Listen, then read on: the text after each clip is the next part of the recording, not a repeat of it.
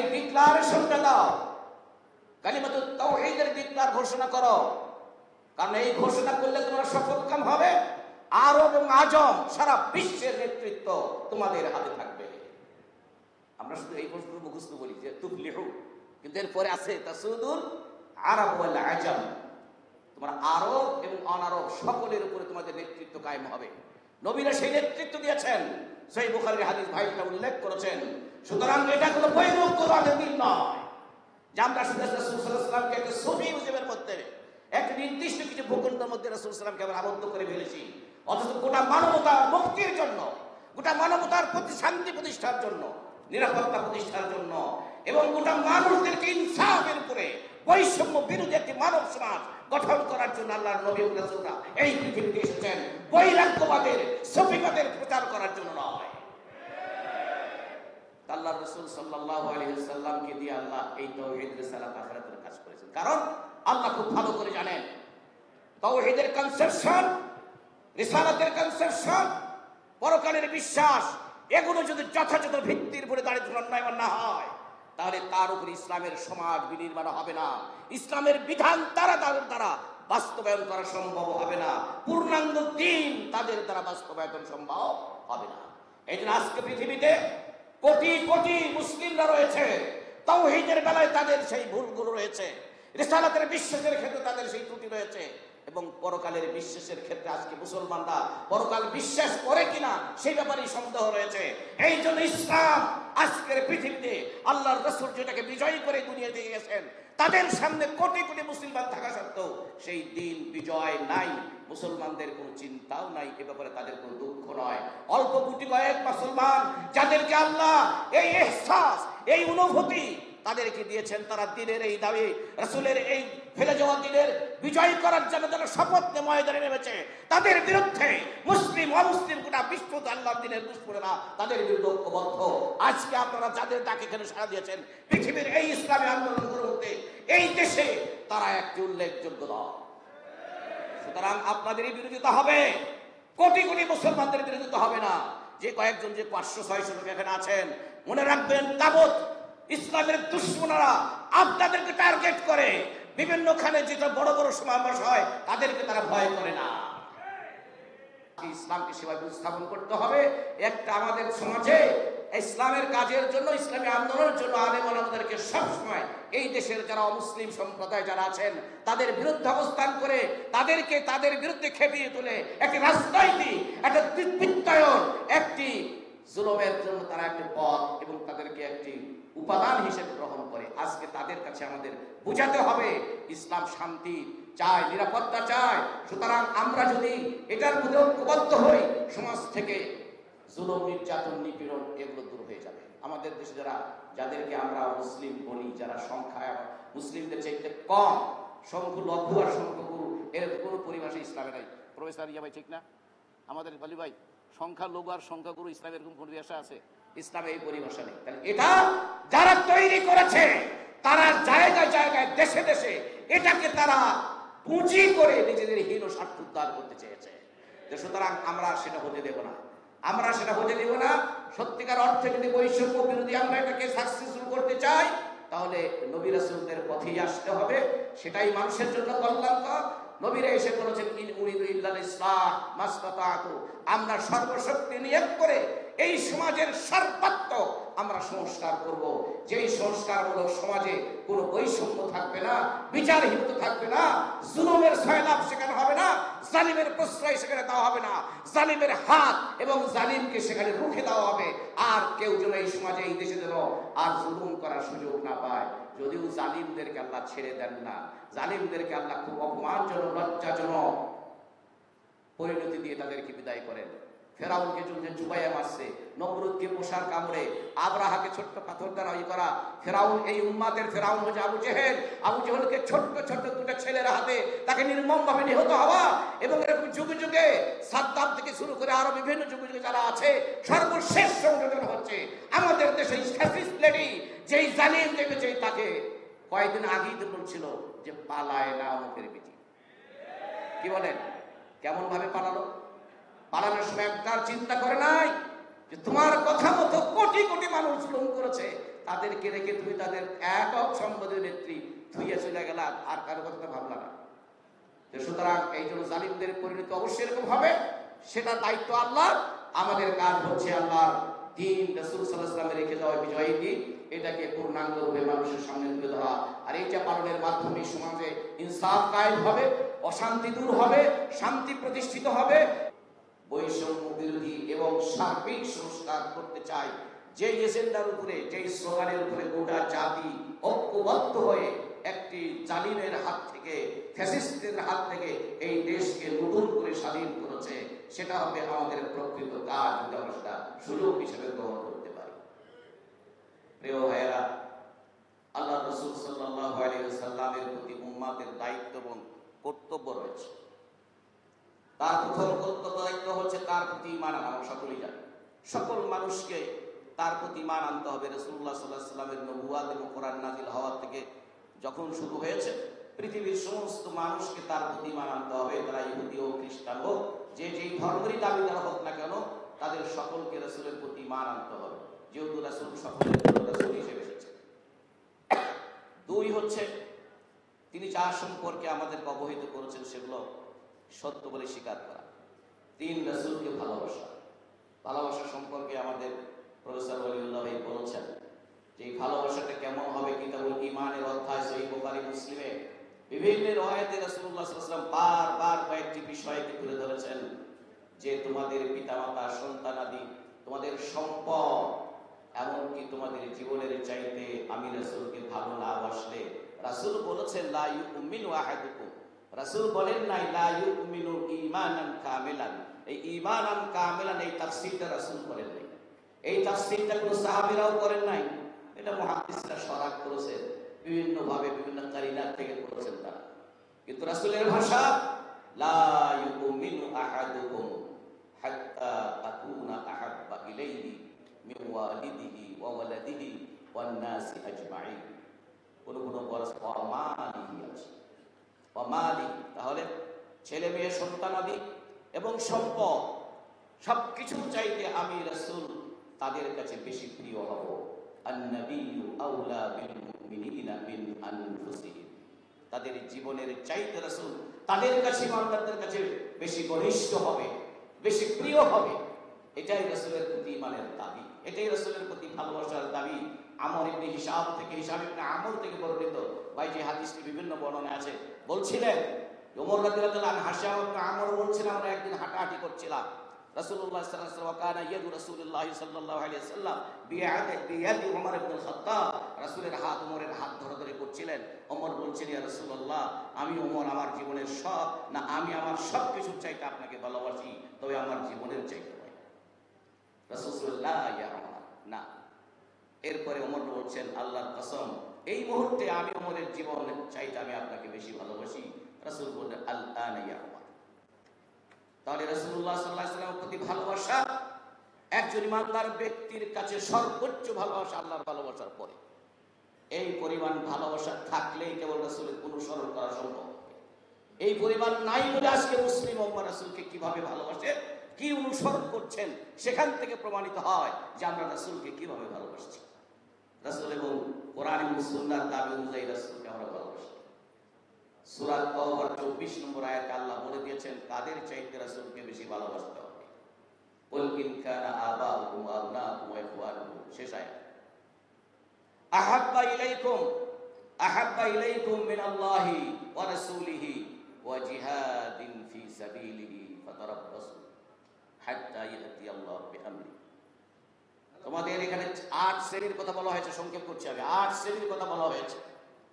সেখানে পিতা মাতা, সন্তান আদি, ভাই বেরাদার, গোরা গোষ্ঠী, সঞ্চিত সম্পদ, মনোমুগ্ধকর বাড়িঘর।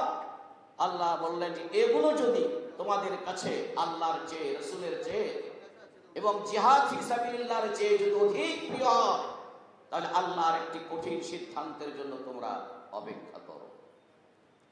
আল্লাহ রাসূল সাল্লাল্লাহু আলাইহি সাল্লামের সাহাবীগণ তাদের সন্তানদের চেয়ে, জীবনের চেয়ে, সম্পদের চেয়ে রাসূলুল্লাহকে বেশি ভালোবেসেছেন। তার প্রমাণ বাস্তব জীবনে, বাস্তব ময়দানে তারা দিয়েছেন। এই জন্য আপনারা জানেন, ছোট্ট একটা উদাহরণ দেই। ওহুদের যুদ্ধে সে মুসলিমদের যেই একটি বিপর্যয়ের মুখোমুখি হয়, অনেক মুসলিমরা সেখানে শাহাদত বরণ করেন 70 জনের মতো। মদিনার এমন কোন ঘর বাকি ছিল না যেখানে কেউ না কেউ শাহাদত বরণ করে নাই। একজন মহিলা উহুদের প্রান্তরে ছুটে বেড়াচ্ছেন, তিনি শুনেছেন রাসূল সাল্লাল্লাহু আলাইহি ওয়াসাল্লাম নিহত হয়েছেন। তার খবর নেওয়ার জন্য মদিনা থেকে উহুদের প্রান্তরে ছুটে যাচ্ছেন। রাস্তায় ফিরতি সাহাবায়ে কেরামদের সাথে দেখা, তারা বলছেন তোমার দুটো সন্তান শহীদ হয়েছে, তোমার স্বামী শহীদ হয়েছে। মেয়েটি বলছে কে শহীদ হয়েছে আর কে হয় না জানতে চাই না, রাসূল কেমন আছে বলো। এভাবে তিনি উহুদের প্রান্তরে পৌঁছে গেলেন। একখানে পরিবেষ্টিত কিছু মানুষ রয়েছে, জিজ্ঞাসা করলেন রাসূলুল্লাহ সাল্লাল্লাহু আলাইহি ওয়াসাল্লাম কোথায়? বললেন যে ওই যে পরিবেষ্টিত ওখানে আছে। উনি 2 হাত দিয়ে ফাঁক করে তারপরে সেখানে গিয়ে রাসূল সাল্লাল্লাহু আলাইহি ওয়াসাল্লামের কাছে গিয়ে বললেন ইয়া রাসূলুল্লাহ। তাকে নিরাপদ দেখলেন, জীবন্ত দেখে মহিলা খুশি হয়ে বললেন ইয়া রাসূলুল্লাহ কুল্লু মুসিবাতিন বা'দাকা জালাল, আমার সকল দুঃখ কষ্ট শেষ হয়ে গেছে, আপনি রাসূল বেঁচে আছেন ইয়া রাসূলুল্লাহ। সুতরাং শুধু মুখের কথা বলা নাই, জিজ্ঞাসা করলে রাসূলকে ভালোবাসি বাসা, আশিকে রাসূল। কেউ কেউ নিজেদেরকে নাম দিয়েছে কি আশিকে রাসূল। ভাই আসেন প্রফেসর, ইশক শব্দটা আরবি ভাষাতে খুব ভালোভাবে ব্যবহার হয় না। ইশক ব্যবহার হয় পরকীয়াকে ব্যবহার হয়। ইশক বলা অবৈধ মহিলাদের সাথে সম্পর্ক, ইশক বলা হয় সাধারণত। এই জন্য আল্লাহ কোরআনে ব্যবহার করেন নাই, রাসূল ব্যবহার করেন নাই, অথচ আল্লাহকে ভালোবাসা, রাসূলকে ভালোবাসা এটাই ইমানের অংশ। সেই ক্ষেত্রে আল্লাহ তার রাসূল যেই ভাষা ব্যবহার করেছেন, যেই শব্দ ব্যবহার করেছেন, সেটাই শরীয়তের শব্দ। অন্য শব্দ ব্যবহার করে আমার দৃষ্টিতে জায়েজই নেই এটা। সুতরাং আশিকে রাসূল না, মুহিব্বে রাসূল। এই জন্য আল হুব্বু লিল্লাহ ওয়াল বুগদু লিল্লাহ, মান আহাব্বা লিল্লাহ ওয়া আবগাদা লিল্লাহ। এভাবে রাসূল সাল্লাল্লাহু আলাইহি ওয়াসাল্লাম সাহাবীদের জীবনের কথা বলেছেন। ওহুদের যুদ্ধে এক পর্যায়ে রাসূল সাল্লাল্লাহু আলাইহি ওয়াসাল্লাম একা হয়ে গেলেন। চতুর্দিকে পরিবেষ্টিত কাফেররা, কেউ বর্ষার আঘাত করছে, কেউ তরবারির আঘাত করছে, কেউ পাথর মারছে, কেউ তীর নিক্ষেপ করছে। রাসূলের সাথে আছেন তালহা রাদিয়াল্লাহু তাআলা আনহু। তিনি নিজের শরীরের উপরে সমস্ত আঘাতগুলো ধারণ করছেন, রাসূলের গায়ে আঘাত লাগতে দিচ্ছেন না, তারপরও লেগেছে। তো সুতরাং এভাবে জীবনের চাইতে আল্লাহর নবীর সাহাবীরা, সন্তানদের চাইতে আল্লাহর নবীর সাহাবীরা তারা রাসূলকে ভালোবেসেছেন। আল্লাহ রাসূল বললেন, আল্লাহ কোরআন নাযিল করেছেন লান তানালুল বিররা হাত্তা তুনফিকু মিম্মা তুহিব্বুন। সঙ্গে সঙ্গে আবু তালহা রাদিয়াল্লাহু তাআলা বললেন ইয়া রাসূলুল্লাহ আনতা তা'লাম আন্না মান আহাব্বা মালি বাইরুহা। হে রাসূলুল্লাহ, আপনি ভালো করে জানেন আমার সবচেয়ে প্রিয় সম্পদ হচ্ছে এই বাইরুহা নামের এই পুকুরে যে বাগানটি আছে সেটি, যেটি মসজিদে নববীর সরাসরি সামনে। এখন সেটা মূল মসজিদ নববীর মধ্যে ঢুকানো হয়েছে। এই ওখানে যেখানে নিচে আছে ওখানে কিন্তু একটা দিয়ে লেখা আছে যে বিক্রি বাইরুহা। বাবে মালিক ফাহাদে ঢুকলে ওইখানে একটু পরে ঢুকলে ওখানে। সুতরাং আমি এটাকে আল্লাহর কাছে দান, আল্লাহর জন্য আল্লাহ তাআলা রাসূলকে দিয়ে দিলাম। রাসূল সাল্লাল্লাহু আলাইহি ওয়াসাল্লাম তাকে পরামর্শ দিলেন তুমি এটা সবার জন্য না দিয়ে এটা তোমার চাচাতো ভাইদের জন্য অক্ষ করে দাও, যাতে করে তারা এখান থেকে কল্যাণ পায়। সুতরাং এভাবে রাসূলুল্লাহ সাল্লাল্লাহু আলাইহি ওয়াসাল্লামকে জীবনের চেয়ে, সম্পদের চেয়ে, সন্তানাদের চেয়ে সাহাবায়ে কেরামগণ ভালোবেসেছিলেন। এই জন্য রাসূল সাল্লাল্লাহু আলাইহি ওয়াসাল্লাম যা বলেছেন, যেভাবে বলেছেন, তারা কোনো ব্যাখ্যা বিশ্লেষণ না যে সেভাবেই তারা অনুসরণ করেছেন। আপনারা জানেন বদরের যুদ্ধ, এটা যুদ্ধের জন্য রাসূল সাল্লাল্লাহু আলাইহি ওয়াসাল্লাম আহ্বান করেননি। আল্লাহর নির্দেশে ওই বাণিজ্য কাফেলা সমস্ত রসদ সামগ্রী, যেহেতু মদিনার ইসলামী রাষ্ট্রকে ধ্বংস করার জন্য এই সম্পদ ব্যবহার হবে, আল্লাহ নির্দেশ দিলেন ওদের কাছ থেকে সম্পদ কেড়ে নিয়ে আসে। এই জন্য রাসূল সাল্লাল্লাহু আলাইহি ওয়াসাল্লাম কিছু লোককে সাথে করে নিয়ে, যাদের সংখ্যা 300 বা 319 জন সর্বোচ্চ, তাদেরকে সাথে করে নিয়ে, সাথে কোনো অস্ত্র নাই, প্রত্যেকের হাতে একটা করে তরবারি, 3টা না 4টা ঘোড়া ছিল, উঠছিল। সুতরাং তিনি যুদ্ধ করতে যান নাই, কিন্তু যখন তিনি অনিবার্য যুদ্ধের মধ্যে পড়ে গেলেন, কারণ আবু জেহেল 1000-এর উপরে পূর্ণ যুদ্ধের প্রস্তুতি নিয়ে সে মদিনার বদরের প্রান্তরে সে সন্ন্যাসে পৌঁছে। একটা অপরিহার্য যুদ্ধ। রাসূলুল্লাহ সাল্লাল্লাহু আলাইহি ওয়াসাল্লাম তিনি আলোচনায় বসলেন, পরামর্শ করতেন। বারবার আবু বকর, ওমর রাদিয়াল্লাহু তাআলা আনহুমা তারা উত্তর দিচ্ছেন ইয়া রাসূলুল্লাহ, আপনি যা সিদ্ধান্ত নেবেন আমরা সেই সিদ্ধান্তেই একমত আছি। কিন্তু রাসূল তবু সিদ্ধান্ত নেন না। তখন আনসার সাহাবীরা বুঝতে পারেন রাসূলুল্লাহ আমাদের কাছে দাঁড় চাচ্ছেন। তখন সাহাবী বলি, ইয়া রাসূলুল্লাহ, আপনি বোধহয় আমাদের কাছ থেকে আমাদের মতামত দিতে চাচ্ছেন। ইয়া রাসূলুল্লাহ, আপনি যা সিদ্ধান্ত নেন আমরা আপনার সাথে একমত আছি। আমরা মুসাফির কওমের মতো লোকদেরকে বলবো না কি যাহাব আনতা রাব্বুকা ফাকাতিলা ইন্না হাউলা কাঈদুন, আমরা এরকম বলবো না। ইয়া রাসূলুল্লাহ, বাইয়াত আকাবাতে যেদিন আপনার কাছে বায়াত দিয়েছি, সেদিন আমাদের ধন সম্পদ, জীবন, আমাদের ছেলে সন্তান, পরিবার, আমাদের দেশ সবকিছু আপনার হাতে ন্যস্ত করেছি। আপনি আমাদেরকে নিয়ে যা খুশি যখন খুশি আপনি সিদ্ধান্ত নেবেন, আমরা আপনার অনুসরণ করবো। এমনকি আপনি যদি সাগরের মধ্যে ঝাঁপতান, আপনাকে অনুসরণ করে আমরা সাগরে যাব। সুতরাং এইরকম ভালোবেসেছিলেন বলেই তারা রাসূলের অনুসরণ এইরকম করতে কুণ্ঠিত ছিলেন না। প্রিয় ভাইরা, এরপরে আল্লাহ রাসূল সাল্লাল্লাহু আলাইহি সাল্লামকে আল্লাহ কেন পাঠিয়েছেন, সেই ক্ষেত্রে এসে আল্লাহ রাসূল সাল্লাল্লাহু আলাইহি সাল্লাম সম্পর্কে আল্লাহ নিজে বলছেন তিনি কেন পাঠিয়েছেন। আমরা সকলেই জানি, আয়াতগুলো আমাদের সকলের মুখস্থ আছে। আমি যখন আসতেছিলাম তখন আমাদের বোধহয় গাজী অ্যাডভোকেট ভাই তিনি এই আয়াতগুলো উল্লেখ করছিলেন। সূরা তাওবা 33 নম্বর, সূরা আল-ফাতিহা 28 নম্বর, সূরা সাফের 9 নম্বর আয়াত, ওয়াল্লাযী আরসালা রাসূলাহু বিল হুদা ওয়া দীনিল হাক্কি লিইয়ুযহিরাহু আলা দ্বীনি কুল্লিহি ওয়ালাউ কারিহাল মুশরিকুন।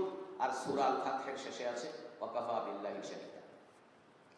তাহলে এখানে স্পষ্ট করে আল্লাহর রাসূলকে আল্লাহ কেন প্রেরণ করেছেন আল্লাহ নিজেই বলেছেন। তিনি সেই সত্তা যিনি তার রাসূলকে হেদায়েত সহ এবং দ্বীনে হক সহকারে প্রেরণ করেছেন, এই জন্যে যে তিনি এই দ্বীনে হককে অন্যান্য সকল দ্বীন, তাহলে দ্বীনে হকের বিপরীতে যত দ্বীন, যত ধর্ম, মতবাদ, আইডিওলজি, দর্শন ইত্যাদি যা মানুষ আল্লাহর দ্বীনের, আল্লাহর বিধানের, আল্লাহর ব্যবস্থার বিপরীতে যত কিছু মানুষ আবিষ্কার করেছে অথবা অনুকরণ করে, এই সব কিছুর উপরে এই দ্বীনকে তিনি বিজয়ী করবেন। এই বিজয়ী করার জন্য আল্লাহ রাসূল সাল্লাল্লাহু আলাইহি ওয়াসাল্লামকে আল্লাহ কর্মসূচি দিয়েছেন। কয়েকটি আয়াতে আল্লাহ বলছেন, সূরা আল-জুমার 2 নম্বর আয়াতে, সূরা আল-বাকারার 129 নম্বর আয়াত এবং সূরা আল-ইমরানের 164 নম্বর আয়াত সহ আরো কয়েকটি সূরাতে কয়েকটি আয়াত আছে। সেই আয়াতগুলোর মূল বক্তব্য হচ্ছে যে আল্লাহর বিধানগুলো তিনি লোকদেরকে, মানুষদের কাছে তিনি এগুলোকে প্রচার করবেন, তাদেরকে পাঠ করে করে শোনাবেন। 2 নম্বর তিনি তাদেরকে তাসকিয়া করবেন। রাসূলুল্লাহ সাল্লাল্লাহু আলাইহি ওয়াসাল্লামের ওই যে দ্বীনকে বিজয়ী করার জন্য যেই মৌলিক কর্মসূচিগুলো দরকার, সেই মৌলিক কর্মসূচিগুলো ছিলেন। তাহলে 3টি আয়াতে রাসূলকে কেন প্রেরণ করেছেন সেটা আল্লাহ বলেছেন। এরকম 3 থেকে 4টি আয়াতের মধ্যে একই ভাষায় কর্মসূচি আল্লাহ দিয়েছেন। তার একটি হচ্ছে তাসকিয়া, ওয়াইউযাক্কিহিম। রাসূলুল্লাহ সাল্লাল্লাহু আলাইহি ওয়াসাল্লাম এই তাসকিয়ার কাজ করেছেন। একজন ব্যক্তি তার ভিতরের পরিশুদ্ধি, তার ভিতর থেকে সংশোধন করা এবং তার ভিতরকে পবিত্রত করা, এর জন্য আল্লাহ রাসূলকে দিয়ে আল্লাহ সুবহানাহু ওয়া তাআলা তার পরিকল্পনায় মক্কি জীবনের 13 বছর, মোট 23 বছর, এটাই হচ্ছে সহি কথা। 23 বছর রাসূলের নবুয়তি জিন্দেগি ছিলেন। তার 13টা বছরই ছিলেন মক্কাতে। আমরা জানি এই মক্কা, এই সময় রাসূলুল্লাহ সাল্লাল্লাহু আলাইহি ওয়াসাল্লামের উপরে ইসলামের কোনো গুরুত্ব, সরি আমার কয়েকদিন হলো একটু কাশি, ঠান্ডা, সর্দি লেগেছে, ভাবছিলাম যে হয়তো কথাই বলতে পারবো না, এই জন্য একটু মাফ করবেন। পানি খাওয়া যাবে না।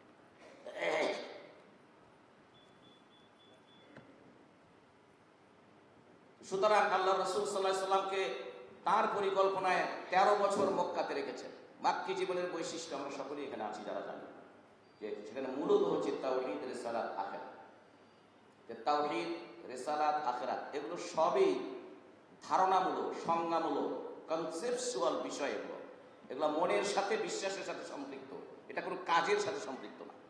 এই জন্য এই সময়ে কোনো কাজকর্ম ছিল না ইসলামের বিধান মতো, যেটা আমরা পরবর্তী মাদানী যুগে দেখেছি।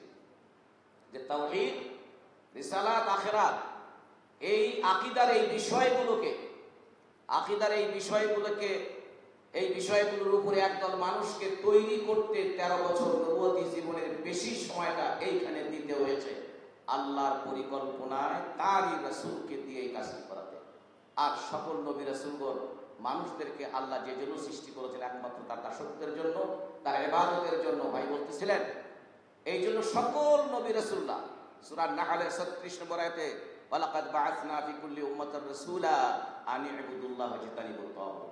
সকল নবী রাসূলরা এসে ওই দাসত্বে, ওই একমাত্র আল্লাহর ইবাদত এবং তাগুতকে পরিহার করার জন্য এই দাওয়াতটাই তারা দিয়েছেন। ভাই কয়েকজন নবীর নাম আমাদের বলেছেন শুআয়ব, হুদ, সালেহ, তারা নূহ আলাইহিস সালাম, প্রত্যেকে তার কওমকে বলছে ইয়া কওমি ইবুদুল্লাহ মা লাকুম মিন ইলাহিন গায়রু। একই ভাবে আল্লাহর রাসূল বলছেন ইয়া আইয়ুহান নাস কুলু লা ইলাহা ইল্লাল্লাহ তুফলিহু ওয়া তাসুদুল আরব ওয়াল আজম। হে মানব সকল, তোমরা এই ডিক্লারেশনটা দাও, কালিমাতুত তাওহীদের ডিক্লার ঘোষণা করো, কারণ এই ঘোষণা করলে তোমরা সফলকাম হবে। আরব এবং আজম সারা বিশ্বের নেতৃত্ব তোমাদের হাতে থাকবে। আমরা শুধু এই প্রশ্ন মুখস্থ বলি যে তুফলিহু, কিন্তু এরপরে আছে তাসুদুল আরব ওয়াল আজম, তোমরা আরব এবং অনারব সকলের উপরে তোমাদের নেতৃত্ব কায়েম হবে। নবীরা সেই নেতৃত্ব দিয়েছেন, সহিহ বুখারীর হাদিস ভাইটা উল্লেখ করেছেন। সুতরাং এটা কোনো বৈমুখবাদের দিন নয় যে আমরা শুধু রাসূল সাল্লাল্লাহু আলাইহি ওয়াসাল্লামকে একটা সুফি মুজিবের মধ্যে, এক নির্দিষ্ট কিছু ভূখণ্ডের মধ্যে রাসূল সাল্লাল্লাহু আলাইহি ওয়াসাল্লামকে আমরা আবদ্ধ করে ফেলেছি, অথচ গোটা মানবতার মুক্তির জন্য, গোটা মানবতার প্রতি শান্তি প্রতিষ্ঠার জন্য, নিরাপত্তা প্রতিষ্ঠার জন্য এবং গোটা মানুষদেরকে ইনসাফের উপরে বৈষম্য বিরোধী একটি মানব সমাজ গঠন করার জন্য আল্লাহর নবী এবং রাসূলরা এই পৃথিবীতে এসেছেন, বৈরাগ্যবাদের, সফিবাদের প্রচার করার জন্য নয়। আল্লাহর রাসূল সাল্লাল্লাহু আলাইহি ওয়াসাল্লামকে দিয়ে আল্লাহ এই তাওহীদ, রিসালাত, আখিরাতের কাজ করেছেন। কারণ আল্লাহ খুব ভালো করে জানেন তাওহীদের কনসেপশন, রিসালাতের কনসেপশন, পরকালের বিশ্বাস, এগুলো যদি যথাযথ ভিত্তির উপরে দাঁড়িয়ে ধর্মায়মান না হয়, তাহলে তার উপর ইসলামের সমাজ বিনির্মাণ হবে না, ইসলামের বিধান তারা তাদের দ্বারা বাস্তবায়ন করা সম্ভব হবে না, পূর্ণাঙ্গ দিন তাদের দ্বারা বাস্তবায়ন সম্ভব হবে না। এই জন্য আজকে পৃথিবীতে কোটি কোটি মুসলিমরা রয়েছে, তাওহীদের বেলায় তাদের সেই ভুলগুলো রয়েছে, রিসালাতের বিশ্বাসের ক্ষেত্রে তাদের সেই ত্রুটি রয়েছে, এবং পরকালের বিশ্বাসের ক্ষেত্রে আজকে মুসলমানরা পরকাল বিশ্বাস করে কিনা সেই ব্যাপারে সন্দেহ রয়েছে।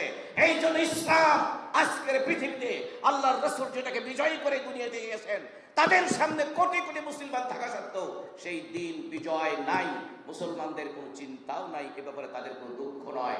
অল্প কোটি কয়েক মুসলমান যাদেরকে আল্লাহ এই ইহসাস, এই অনুভূতি তাদেরকে দিয়েছেন, তারা দিনের এই দাবি, রাসূলের এই ফেলে যাওয়া দিনের বিজয় করার জন্য যারা শপথ নিয়ে ময়দানে নেমেছে, তাদের বিরুদ্ধে মুসলিম অমুসলিম গোটা বিশ্ব আল্লাহর দিনের দুশমনেরা তাদের বিরুদ্ধে ঐক্যবদ্ধ। আজকে আপনারা যাদের ডাকে এখানে সাড়া দিয়েছেন, পৃথিবীর এই ইসলামী আন্দোলনগুলোর মধ্যে এই দেশে তারা একটি উল্লেখযোগ্য দল। সুতরাং আপনাদেরই বিরোধিতা হবে, কোটি কোটি মুসলমানদের বিরোধিতা হবে না। যে কয়েকজন, যে 500-600 লোক এখানে আছেন, মনে রাখবেন তাগুত ইসলামের দুশমনেরা আপনাদেরকে টার্গেট করে, বিভিন্নখানে যেটা বড় বড় সমাবেশ হয় তাদেরকে তারা ভয় করে না, এইটা মনে রাখতে হবে। সুতরাং রাসূলুল্লাহ সাল্লাল্লাহু আলাইহি ওয়াসাল্লামকে দিয়ে আল্লাহ তাওহীদ, রিসালাত, আখিরাত এইটা প্রতিষ্ঠা করেছে। এইরকম এই বিশ্বাসের উপরে, এই সহিহ বিশ্বাসের উপরে, এই নির্ভুল বিশ্বাসের উপরে একদম লোক যখন তৈরি হয়ে গেছে, আল্লাহ তখন তার রাসূলকে সাথে করে তার এই লোকদেরকে আরেকটি ভূখণ্ডে নিয়ে সেখানে মাত্র 10 বছরে ইসলামের হাজার হাজার নয়, লক্ষ লক্ষ ছোট মাঝারি বড় বড় বিধান একের পর এক নাজিল হয়েছে। আল্লাহর নবীর সাহাবীরা একজনও বলে না ইয়া রাসূলুল্লাহ, ওই যে মুসার কওম মধ্যে তারা বলে না ইযহাব আনতা ওয়া রাব্বুকা ফাকাতিলা ইন্না হাউনা কাঈদুন। কেবল 1 বছর যায় নাই, যুদ্ধের মুখে পড়ে যাচ্ছে মদিনার বাসিন্দারা, মুহাজিররা। এই জন্য তিনি বলছেন, তারা বলছেন ইয়া রাসূলুল্লাহ, মুসার কওমের মতো আমরা বলবো না, আকাবাতে যখন শপথ নিয়েছি, বাইআত নিয়েছি, আপনার কাছে অঙ্গীকার করেছি, প্রতিশ্রুতিবদ্ধ হয়েছি যে সব কিছু আপনার অধীনে দিয়েছি, complete surrender our self, our way and our will before almighty আল্লাহ এন্ড ইউ। আপনার কাছে, আল্লাহর কাছে আমাদের ইচ্ছা, আমাদের সম্পদ, আমাদের জীবন, সন্তানাদি সব কিছু আপনার অধীনে করে দিয়েছি, আপনি আমাদেরকে নিয়ে যা খুশি তা সিদ্ধান্ত নিতে পারেন। আমরা মুসার কওমের মতো বলবো না যা তুমি আর তোমার রব গিয়ে যুদ্ধ করো, আমরা এখানে বসে থাকি। সুতরাং এই জন্য ওই রকম তৌহিদের উপর তারা প্রতিষ্ঠিত ছিলেন। তৌহিদ মানেই তো আল্লাহর কাছে কমপ্লিট সারেন্ডার করা, কারণ আল্লাহ তিনি বিধানদাতা, তিনি আইনদাতা, তিনি সৃষ্টিকর্তা, সাথে সাথে তিনি ইলাহ, একমাত্র ইলাহ। তাহলে সেই বিধানদাতার বিধান যারা মানে তারাই তো মুসলিম। আল্লাহ সুবহানাহু ওয়া তাআলা তার সকল ক্রিয়েশনের জন্য তিনি বিধান দিয়েছেন। এমনকি আদম আলাইহিস সালাম আর হাওয়াকে সৃষ্টি করার পরে জান্নাতে রেখেছিলেন। আমি বলি যে সেখানেও আল্লাহ তাদের দুই জন্য পালনীয় নির্দেশ সেখানেও দিয়েছিলেন। আল্লাহর বিধান জান্নাতেও দিয়েছিলেন। সেই বিধানটা কি ছিল? যা খুশি তুমি তা খেতে পারবে। ফাকুলা মিনহা হাইথু শি'তুমা, ফাকুলা মিনহা রাগাদান হাইথু শি'তুমা। এই জান্নাত তোমার জন্য অবারিত, কোনো বাধা নাই, বিপত্তি নেই। যেখানে খুশি সেখানে যাবে, যা খুশি তাই করবে, যা খুশি তাই খাবে, পান করবে। তবে একটি নিষেধাজ্ঞা, ওয়ালা তাকরাবা হাযিহিশ শাজরা। তাহলে সেখানেও আদেশ ছিল, নিষেধ ছিল। এই জন্য আদম আলাইহিস সালাম হাওয়া আলাইহিস সালাম যখন জান্নাতে রাখছেন তখনও তাদের জন্য বিধান ছিল। ওই আদম হাওয়াকে যখন দুনিয়াতে প্রেরণ করেছেন তখনও আল্লাহর বিধান দিয়েই তিনি তাদেরকে দুনিয়াতে পাঠিয়েছেন। ফা ইম্মা ইয়াতিয়ান্নাকুম মিন্নি হুদা ফামান তাবিআ হুদায়া ফালা খাউফুন আলাইহিম ওয়ালা হুম ইয়াহজানুন। আমার পক্ষ থেকে হেদায়েত আসবে, গাইডলাইন আসবে। সেই হেদায়েত রাসূলকে দেওয়া হয়েছে, সেই দিনে হক রাসূলকে দেওয়া হয়েছে এটাকে বিজয়ী করার জন্য। তো সুতরাং আল্লাহর সিকুয়েন্স, আল্লাহর বিধানের ধারাবাহিকতা সবসময় একরকমই থাকে, যেহেতু একই পাওয়ার হাউস থেকে আসে। এই জন্য আল্লাহ রাসূল সাল্লাল্লাহু আলাইহি সাল্লাম মদিনায় গিয়ে তিনি মাত্র 10 বছরে আল্লাহর বিধান, ইসলামের বিধানগুলোকে এক এক করে সবগুলো তিনি বাস্তবায়ন করেছে। এই জন্য আমরা সেখানে থুতু ফেলার নিয়ম থেকে শুরু করে মানুষের জীবনের বড় বড় যুদ্ধ, অর্থ, বিচার, শাসন, প্রশাসন ইত্যাদি সব কিছুর বিধান আল্লাহ এই ইসলামে দিয়েছেন।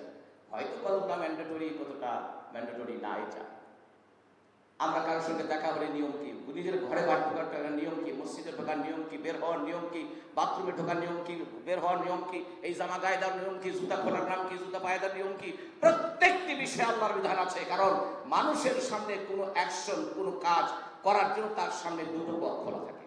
একটি হচ্ছে তার নিজের খেয়াল খুশি মতো সেই কাজটি করা, অথবা সেখানে যেই সমাজে সে থাকে সেই সমাজে অথবা যেই পরিবারে সে থাকে পরিবারের একটা নিয়ম থাকলে সেই নিয়ম অনুযায়ী সে কাজটি করে।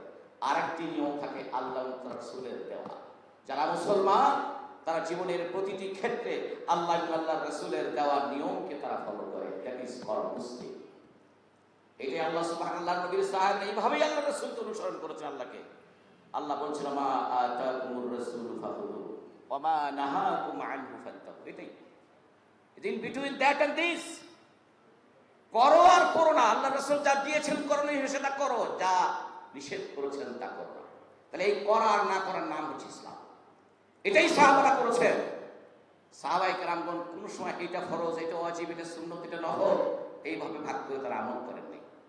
আবু বকর বলছেন সহিহ বুখারীতে হাদিস যে আল্লাহ রাসূল সাল্লাল্লাহু আলাইহি ওয়াসাল্লাম থেকে করণীয় কোনো কাজ সেটা যতই তুচ্ছ হোক না কেন, সেই কাজটি আমি তুচ্ছ মনে করে করি নাই এমন নয়। যেটা নিষেধ করেছেন রাসূল, সেই নিষেধাজ্ঞাটা যে পর্যায়ে হোক না কেন, যত তুচ্ছই হোক, যত কম গুরুত্বপূর্ণ হয়, যেটাকে আমরা মাকরুহ তানজিহ বলি অথবা শুধু মাকরুহ বলি, এরকম কাজ থেকে আমি বিরত থেকেছি। কি জন্য? খাউফান আন আযীম। এই জন্য যে আমি কোনটা করণীয় ছিল তুচ্ছ মনে করে করি নাই, কোনটা করণীয় ছিল না সেটাকে আমি করে ফেলেছি, এই জন্য আমি পথভ্রষ্ট হয়ে যেতে পারি। সুতরাং আল্লাহর নবীকে তারা এইভাবে অনুসরণ করেছেন। সুতরাং সেই দিনকে আল্লাহ রাসূল সাল্লাল্লাহু আলাইহি ওয়াসাল্লাম তিনি এক এক করে আলোচনা করেছেন। এই জন্য উম্মতের দায়িত্ব হচ্ছে আত-তাহাকুমু ইলা শরিয়াতি, অথবা এর আগে নাশরু দাওয়াতিহি, আল্লাহ রাসূল সাল্লাল্লাহু আলাইহি ওয়াসাল্লাম যেই দ্বীনের দাওয়াত দিয়েছেন সেই দাওয়াত প্রচার করা, প্রসার করা উম্মতের দায়িত্ব, কর্তব্য। এই জন্য রাসূল সাল্লাল্লাহু আলাইহি ওয়াসাল্লাম বাল্লিগু আন্নী ওয়ালাউ আয়া। এই জন্য আল্লাহ বলেছেন তাকুম মিন উম্মতি ইয়াদউনা ইলাল খায়র। এই জন্য আল্লাহ বলেছেন কুনতুম খায়রা উম্মাতিন উখরিজাত লিন-নাস। এই জন্য আল্লাহ বলেছেন মান আহসানু কাওলাম মিম্মান দাআ ইলাল্লাহ। সুতরাং এগুলোর দ্বারা উম্মতকে দাওয়াতের জন্য আল্লাহ তার রাসূল দায়িত্ব দিয়েছেন। এই দায়িত্ব পালনের ক্ষেত্রে তাদের যে প্রস্তুতির দরকার, আমার ভাই বলেছেন ইকরা। এই জন্য একজন স্কলার বলছিলেন উম্মাতু ইকরা লা তাকরা, উম্মাতু ইকরা লা তাকরা। যেই উম্মতকে আল্লাহ পড়ার দায়িত্ব দিয়েছেন সেই উম্মত পড়া বাদ দিয়ে সবকিছু করে। আল্লাহ যাদেরকে পড়ার দায়িত্ব দিয়েছেন তারা সেই পড়াটা বাদ দিয়ে আর সব কিছু করে। সুতরাং আল্লাহ বলছেন দাওয়াতের কাজ করবে, কুল হাদিহি সাবিলি আদউ ইলাল্লাহ আলা বাসীরাতিন আনা ওয়া মান ইত্তাবা'আনি। আপনি বলুন রাসূল, যেটা আমারই পথ, আমি আল্লাহর দিকে মানুষদেরকে ডাকি। কিসের সাথে? আলা বাসীরা, অর্থাৎ এই আল্লাহর পথে দাওয়াত দেওয়ার জন্য যে জ্ঞানের দরকার, যে সুস্পষ্ট বাসীরা বলা হয় মধ্য দুপুরে মেঘবিহীন আকাশে সূর্যের তাপের সামনে হাতটা আপনি খোলা রেখে আপনার ভালো চোখ দিয়ে হাতের রেখাগুলো যেরকম স্পষ্ট দেখা যায়, কোন বিষয়ে এরকম জ্ঞান অর্জনকে বাসীরা বলা হয়। সুতরাং আমি রাসূল ইলমের সাথে জ্ঞানের সাথে মানুষদেরকে আল্লাহর পথে ডাকি, অমানিত্তাবা'আনি, এবং আমাকে যারা অনুসরণ করে তারাও এরকম জ্ঞানের অধিকারী। সুতরাং ভাইয়ের আমার, এই জন্য আমাদেরকে ইলমের সাথে কোরআন সুন্নাহর জ্ঞানের সাথে মানুষদেরকে দাওয়াত দিতে হবে। তাহলে আল্লাহর রাসূল যেমন তার সাহাবায়ে কিরাম যেমন আল্লাহ তার রাসূলের বিধান দিয়ে কথা দিয়ে মানুষদেরকে দাওয়াত দিয়েছেন, এই জন্য কাফের মুশরিকরা নরাধমরা তারাও নবী রাসূলদের দাওয়াতের চরম বিরোধিতা করেছে। তারপরেও তাদের অন্তরে আসর করেছে যে তারা কোরআন দিয়ে রাসূলের সুন্নাহ দিয়ে তারা দাওয়াত দিয়েছে।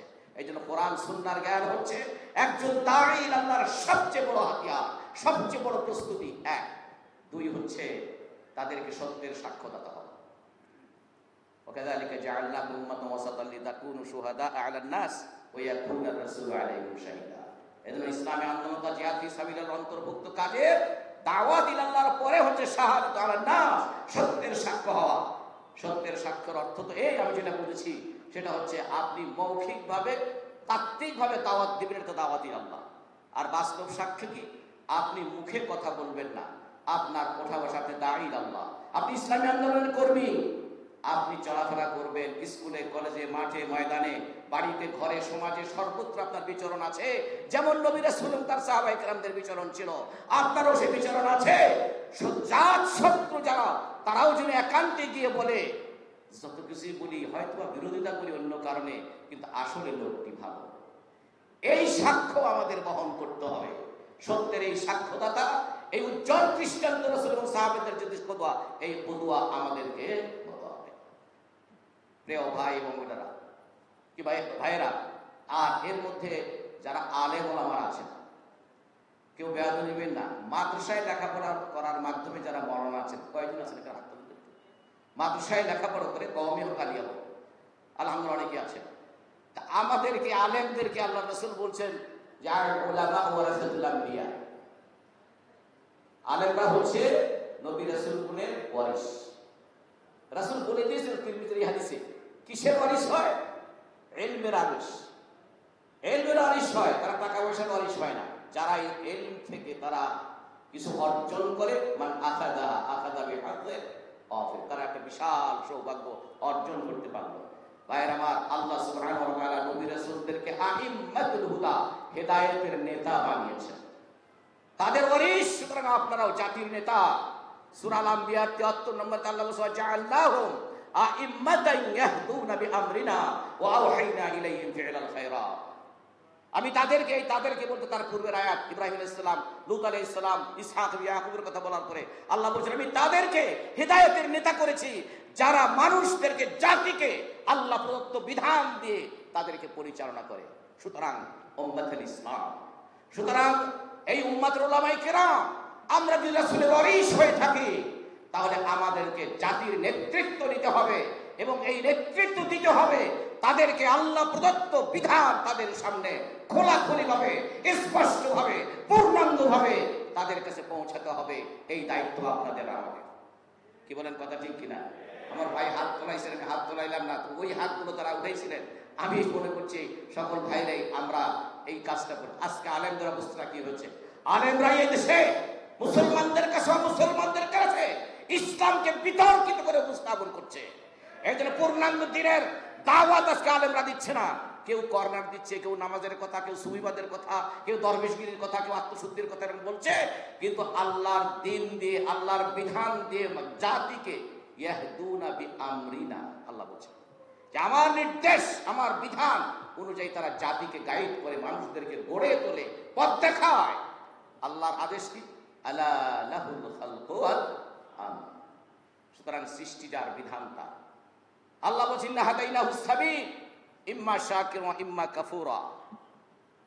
সাবিল, এটার নাম সাবিল। ওয়া আন্না হাযা সিরাতি মুস্তাকিমা, এটার নাম সরল সঠিক পথ, এটার নাম শুধু হক।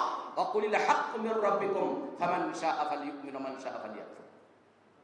এই ধরনের বহু আয়াত আল্লাহ যেটা দিনটাকে কখনো দিন বলেছেন, কখনো ইসলাম বলেছেন, কোথাও আল হক বলেছেন, কোথাও হিদায়াত বলেছেন, কোথাও সাবিল বলেছেন, কোথাও সিরাতুল মুস্তাকিম বলেছেন। তো সুতরাং এই দিন আমার সামনে, আপনার সামনে পরিপূর্ণ। দিনকে পরিপূর্ণ রূপেই মানুষের সামনে উপস্থাপিত করতে হবে। আর রাসূল সাল্লাল্লাহু আলাইহি সাল্লাম সেই দিনটাকে পূর্ণাঙ্গভাবে এই জমিনে তিনি প্রতিষ্ঠিত করেছিলেন, বিজয়ী করেছিলেন। আল্লাহর রাসূল সাল্লাল্লাহু আলাইহি সাল্লাম যেই সমাজ কায়েম করেছিলেন, সেই সমাজের যে চার্টার অফ মদিনা, মিসাতুল মদিনা অথবা মদিনা সনদ রচনা করেছিলেন, সেইখানের 1 নম্বর ক্লজে ছিল যে এইখানে আল্লাহ এবং তার রাসূলের সিদ্ধান্তই চূড়ান্ত সিদ্ধান্ত। আল্লাহ রাসূলের বিধান অনুযায়ী চলবে। তবে এর অধীনে আল্লাহ সুবহানাহু ওয়া তাআলা রাসূলকে দিয়ে মানুষের বিশ্বাসের স্বাধীনতা, তাদের আকীদার স্বাধীনতা দিয়ে মানুষের অধিকারকে সর্বপ্রথম প্রতিষ্ঠিত করেছেন। এই জন্য আল্লাহ তার দ্বীন গ্রহণ করতে কোনো মানুষকেই বাধ্য করেন নাই। এই জন্য আল্লাহ বলছেন ফামান শাআ ফালইউমিন ওয়া মান শাআ ফালিয়াকফুর। যার ইচ্ছে হয়, আমার দ্বীন তার সামনে আছে, ইচ্ছে হয় সে গ্রহণ করে ঈমানদার হবে, ইচ্ছে হয় গ্রহণ না করে সে ঈমানদার না, কুফরি করবে। যেটা এটা তাদেরকে বাধ্য করে। লা ইকরাহা ফিদ্দীন কাদ তাবায়্যানার রুশদ মিনাল গায়য়ি ফামান ইয়াকফুর বিত্তাগুতি ওয়া ইউমিন বিল্লাহ ফাকাদ ইসতামসাকা বিল উরওয়াতিল ওয়াসকা লা ইনফিসাম আলাহা। সুতরাং ভাইরা, আসুন, আজকে গোটা জাতি ঐক্যবদ্ধ হয়েছে বৈষম্য বিরোধী একটি চিন্তা চেতনার উপরে, একটি স্লোগানের উপরে এবং সংস্কারের উপরে। এই বৈষম্য বিরোধী মানে জাস্টিস প্রতিষ্ঠা, ইনসাফ প্রতিষ্ঠা।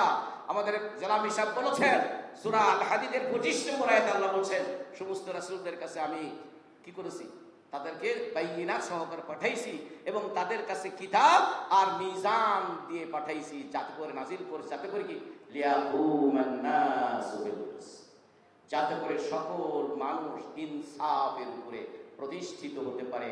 সেখানে ধনী গরিবের কোনো বৈষম্য থাকবে না, উঁচু নিচুর কোনো পার্থক্য থাকবে না, জালিম মাজলুমের কোনো বিষয় থাকবে না, শোষিত বঞ্চিত নির্যাতিত নিপীড়িত শব্দ কোনো সেই সমাজে থাকবে না।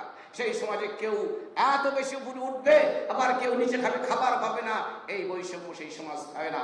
এই জন্য পৃথিবীতে সকল নবীদের দাওয়াতে সর্বপ্রথম মাজলুম মানবতারা রাসূলের কাছে ঈমান গ্রহণ করেছে, তারা ইনসাফ প্রতিষ্ঠিত হয়েছে।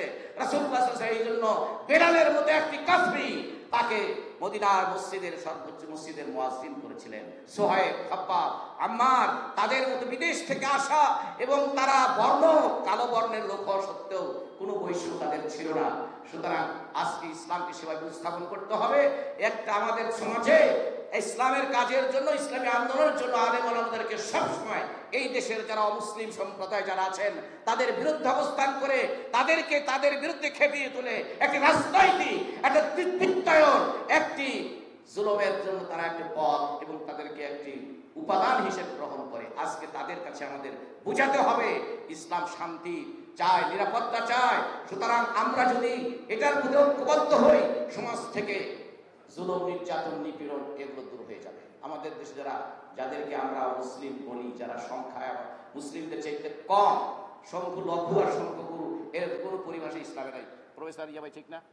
আমাদের বলি ভাই, সংখ্যালঘু আর সংখ্যাগুরু ইসলামের কোন পরিভাষা আছে? ইসলামে এই পরিভাষা নেই। তাহলে এটা যারা তৈরি করেছে, তারা জায়গায় জায়গায় দেশে দেশে এটাকে তারা পুঁজি করে নিজেদের হীন স্বার্থ উদ্ধার করতে চেয়েছে। সুতরাং আমরা সেটা হতে দেব না, আমরা সেটা হতে দেব না। সত্যিকার অর্থে যদি বৈষম্য বিরোধী আমরা এটাকে সাকসেসফুল করতে চাই, তাহলে নবী রাসূলদের পথেই আসতে হবে। সেটাই মানুষের জন্য কল্যাণকর। নবীরা এসে বলেছেন ইন উরিদু ইল্লাল ইসলাহ মাসতাতাতু, আমরা সর্বশক্তি নিয়োগ করে এই সমাজের সর্বাত্মক আমরা সংস্কার করব। যেই সংস্কারমূলক সমাজে কোনো বৈষম্য থাকবে না, বিচারহীনতা থাকবে না, জুলুমের সয়লাভ সেখানে হবে না, জালিমের প্রশ্রয় সেখানে দেওয়া হবে না, জালিমের হাত এবং জালিমকে সেখানে রুখে দেওয়া হবে। আর কেউ যেন এই সমাজে, এই দেশে যেন আর জুলুম করার সুযোগ না পায়। যদিও জালিমদেরকে আল্লাহ ছেড়ে দেন না, জালিমদেরকে আল্লাহ খুব অপমানজনক, লজ্জাজনক পরিণতি দিয়ে তাদেরকে বিদায় করেন। ফেরাউনকে যুদ্ধে চুবাইয়া মারছে, নমরুদকে পোষার কামড়ে, আবরাহাকে ছোট্ট পাথর দ্বারা করা। ফেরাউন, এই উম্মাতের ফেরাউন হচ্ছে আবু জেহেল। আবু জেহেলকে ছোট্ট ছোট্ট দুটো ছেলের হাতে তাকে নির্মম ভাবে নিহত হওয়া। এবং এরকম যুগে যুগে সাদ্দাম থেকে শুরু করে আরো বিভিন্ন যুগে যুগে যারা আছে, সর্বশেষ সংযোজন হচ্ছে আমাদের দেশে ফ্যাসিস্ট লেডি, যেই জালিম দেখেছে তাকে কয়েকদিন আগেই তো বলছিল যে পালায় না অমুকের বিটি। কি বলেন? কেমন ভাবে পালালো? পালানোর সময় একবার চিন্তা করে নাই যে তোমার কথা মতো কোটি কোটি মানুষ জুলুম করেছে, তাদেরকে রেখে তুমি তাদের একক সম্পদের নেত্রী ধুইয়ে চলে গেলা, আর কারো কথা তো ভাবলা না। সুতরাং এই জন্য জালিমদের পরিণতি অবশ্যই এরকম হবে, সেটা দায়িত্ব আল্লাহ। আমাদের কাজ হচ্ছে আল্লাহর দিন, রাসূল সাল্লাল্লাহু আলাইহি ওয়াসাল্লাম রেখে যাওয়া বিজয়ী দিন, এটাকে পূর্ণাঙ্গভাবে মানুষের সামনে তুলে ধরা। আর এইটা পালনের মাধ্যমে সমাজে ইনসাফ কায়েম হবে, অশান্তি দূর হবে, শান্তি প্রতিষ্ঠিত হবে।